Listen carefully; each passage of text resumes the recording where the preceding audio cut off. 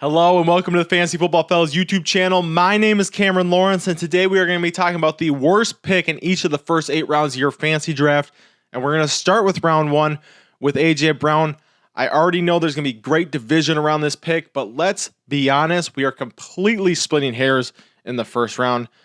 And my argument against A.J. Brown for being a first round pick is just the fact that I don't think that he can finish top 1 or even top 3 at his position. Where every other player in the first round, Travis Kelce, the running backs, all the rest of the wide receivers, I think maintain or have that upside. I have him currently ranked as my wide receiver 8. He is in my second tier of wide receiver, so I absolutely think he has top 5 upside. However, I just don't see a world in the offense that is run first through Jalen Hurts with Dallas Goedert and Devonta Smith fighting for targets that Brown can ever finish as the wide receiver 1. Last year, he had a career high in targets, receptions, yards, and touchdowns, all with an incredibly difficult 17 yards per catch to maintain. Can he do that again? I think he can. Can he improve off of that? I don't know how much, but even if he does, he was the wide receiver 6 last season, and he was still 2 fantasy points per game behind all the guys in the top 3. I think Devonta Smith just continues to get better, and I think he'll be the target leader on this team this season, which again would make it increasingly difficult for A.J. Brown to get to top 3 status. So yes, I know. Is A.J. Brown really a bad pick? Not a terrible pick. There's a reason he has top 12 ADP. However, if I'm taking a guy that high, I want him to have the ability to finish top 3 or top 5. I don't think that he should fall past the middle of your second round. I just don't necessarily think he should be a first round pick either. Round 2, Patrick Mahomes. You might hear this and go, seriously, Cameron? Are you really going to call the best player in the NFL right now, a guy who has the shot to earn the title of best to ever do it when it's all said and done, a bad pick? And yes, I am going to do that, but it has nothing to do with how good Patrick Mahomes is. And everything to do with where he's being drafted. I strongly believe that he'll be the quarterback 1 this season. And I have him improving in our Fellas Draft Guide, which you can find at fellasdraftguide.com, improving off of his numbers from last season. So I don't want to hear any of this, you hate Mahomes crap, because I don't. Like most of you, I think he is the best quarterback, and I think he should be the 101 if you're in a super flex league. However, in 1 QB leagues with his ADP of pick 14, that is just ridiculous. He is going 10 spots higher than Jalen Hurts and Josh Allen, who are both within 1 fantasy point per game of him last season. And to me, what makes the biggest difference is he's going over guys like Davante Adams, Josh Jacobs, Derrick Henry, Amon-Ra St. Brown. And I just want to take a quick sec to compare Davante Adams and Patrick Mahomes if you're taking them. Let's compare Mahomes to the quarterbacks that go, the next group of quarterbacks that go, and Davante Adams to wide receivers that are going in the similar area. So that would be Lamar Jackson and Joe Burrow. Those are guys that you could get with the 10th and 12th pick in the 3rd or 4th round. Guys going around that same rate are DK Metcalf and Deebo Samuel. Last season, Mahomes scored 4 more points per game than Burrow and Lamar, whereas Davante scored 6 more points per game than DK and Deebo. So it's a 2-parter for me when I break this down. You pass up on elite talent at a position in wide receiver, running back when you take a quarterback that early where you need more depth, right? You only need 1 quarterback, but you need multiple wide receivers and running backs. So you're passing up on that opportunity to build depth. And the positional advantage that you are taking with Mahomes is actually going to be less than you're taking with a guy like Davante Adams. It's going to be right around a little less for Amon-Ra St. Brown, less than it would be for Derrick Henry and Josh Jacobs. So where Mahomes is going, if he went 10 picks later, I wouldn't have an issue with it. But the fact that he's going the beginning of the 2nd round, that is a pick I'm not willing to take. In round 3 is Breece Hall, and I have to admit there was a little bit of a battle, a little discussion in our fellas chat before this video between Lucas and I on whether it should be Breece Hall or Ramondre Stevenson after the signing of Zeke and Dalvin Cook. I'm doing the video, so I want out, but I did want to acknowledge that this pick could have gone either way depending on who was doing this video for us, and that you should be aware, you should be a little skeptical of Ramondre Stevenson as well. I'll give you the pro Breece argument that Lucas gave me, and it's pretty much just, did you watch Breece Hall last season? Full 3-down back. Great in the receiving game, and he averaged an incredible 5.7 yards per carry. There really wasn't more you could ask for. Had he not gotten hurt, he'd be a top 3 pick this season. And as someone who is all in on Breece last year, it's really hard to ignore all of that. However, I just can't ignore the history of running backs coming off an ACL injury. Obviously, you have the outliers. Adrian Peterson winning MVP, Jamal Charles having 1,700 total yards. But you also have guys like Saquon Barkley, Dalvin Cook, who are pretty great in their own right, finishing outside the top 30 running backs. And there's a long list of guys who have had a dip in their first year production coming back. On top of the injury, they just signed Dalvin Cook for $10 million. That does not instill confidence that they want to give Breece the same role.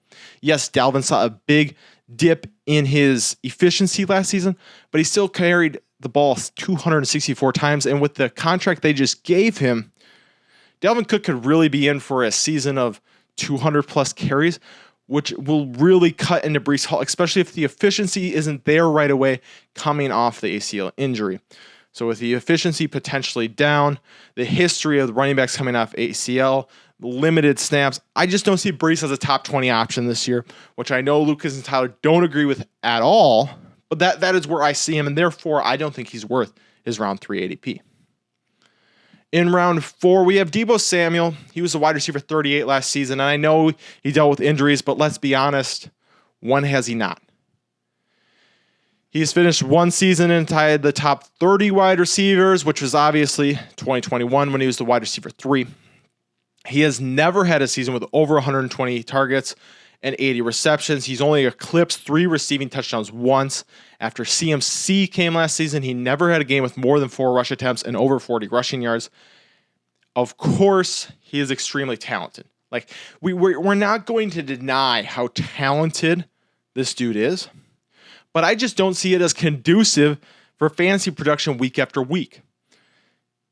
He, in his one big year in 2021, averaged 18 yards per catch. Incredibly difficult to maintain. This last year is 12 yards per catch, which is closer to his career average. He had 8 rushing touchdowns in 2021, which was tied for 9th overall among running backs, quarterbacks, and wide receivers. I don't see him hitting that number again, especially with Christian McCaffrey and Elijah Mitchell in the mix. So if we take his 2021 season, we give him his 12 yards per catch on what he had. We give him 4 rushing touchdowns, which would still be a career high for him. He falls outside the top 10 wide receivers. Obviously, still a pretty good season. For where you're drafting him, he'd still be outperforming his current ADP, but that was with Brandon Ayuk being in the doghouse all season long. There was no CMC there, and George Kittle was battling injuries. Will he still have good games this year? Absolutely. Will it be insanely sporadic and hard to guess? Definitely. And is his upside going to be more limited than when people say, well, he has wide receiver 3 upside? Not anymore, he doesn't. He doesn't have the rushing role anymore. He's not catching the ball down the field anymore, right? He has upside. I think he could have top 10 upside if everything goes perfectly, but I don't think it will. And I think that in the 4th round, there's just too many other guys with safer roles who still have high upside that I would take over Deebo Samuel.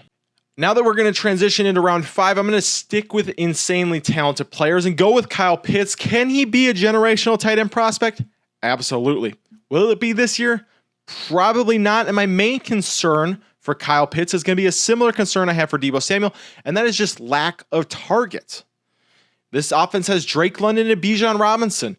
They're quarterbacked by Desmond Ridder, and they have a head coach who was run first through and through, and only threw the ball 400 times last season, which was second least. I just don't see him taking what would probably be a 33% target share this season that he would need in order to be close to a top 5 tight end.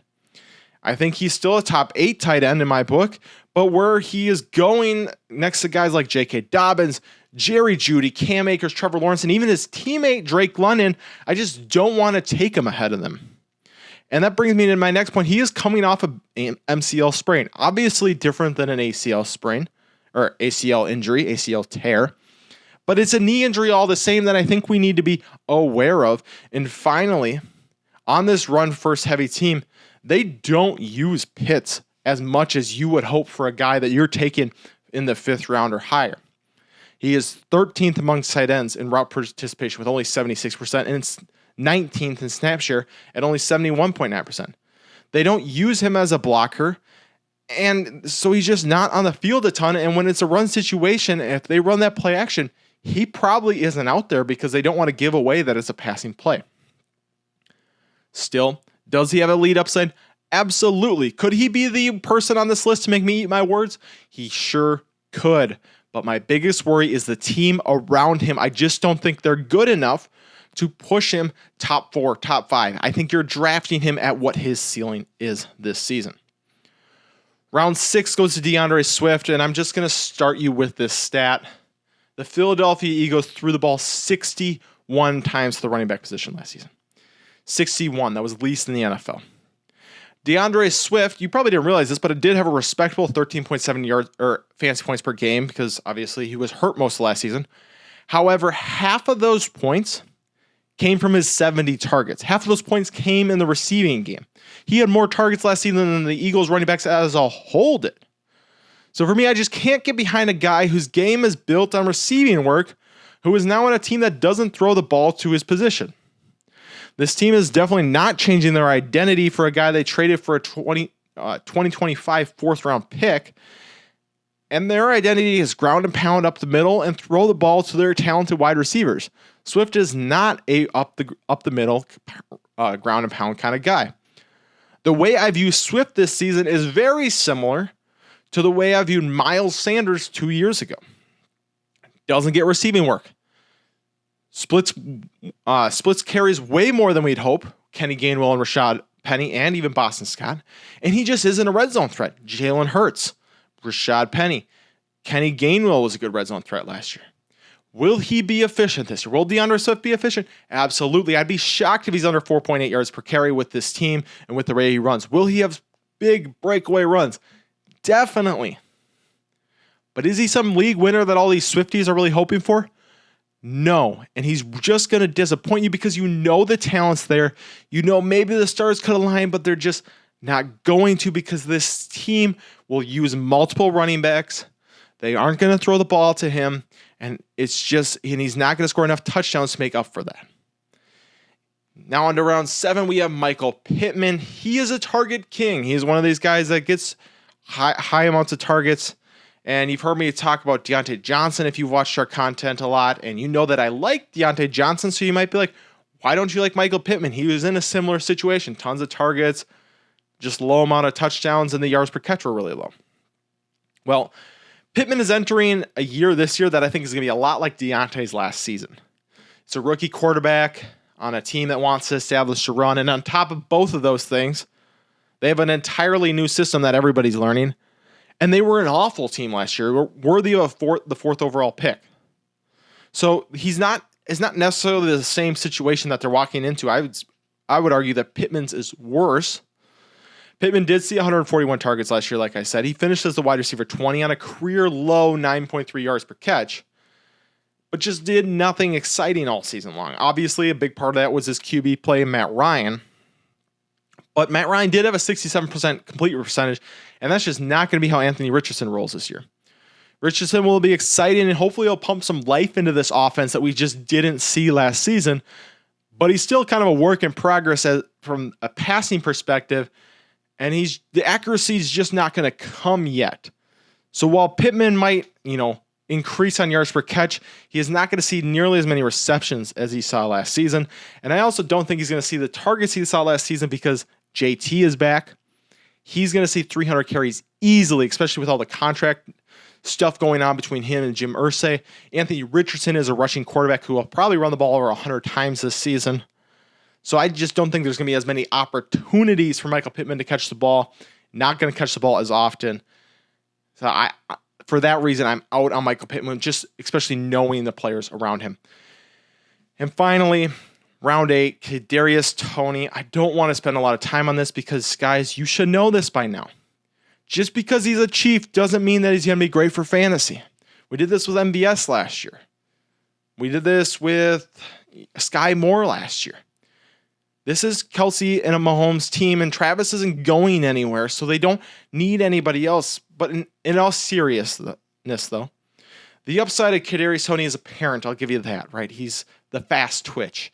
He'll go get the ball. He can make people miss. But he was used as a gadget player last year, and I got a feeling he's going to be used pretty similar again this year. Last season, Mahomes had 5,200 yards and 40 passing touchdowns. I told you earlier, I think Mahomes could do better than that this year. But he still didn't support a single wide receiver who was in the top 30. Let that sink in. 5,200 yards, 40 touchdowns, not a single wide receiver who was top 30. Toney has yet to play 10 games in a season. He has yet to have back-to-back weekly finishes at top of wide receiver 30 or better. And in fact, he's only finished wide receiver 30 or better twice in his career.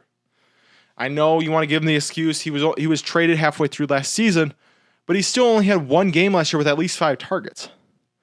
I just can't get behind trusting a Chief just because they're a Chief, just because they're connected to Patrick Mahomes, or taking guys like with real upside like Zay Flowers, Quentin Johnson, Deshaun Watson, who are all going in that same range.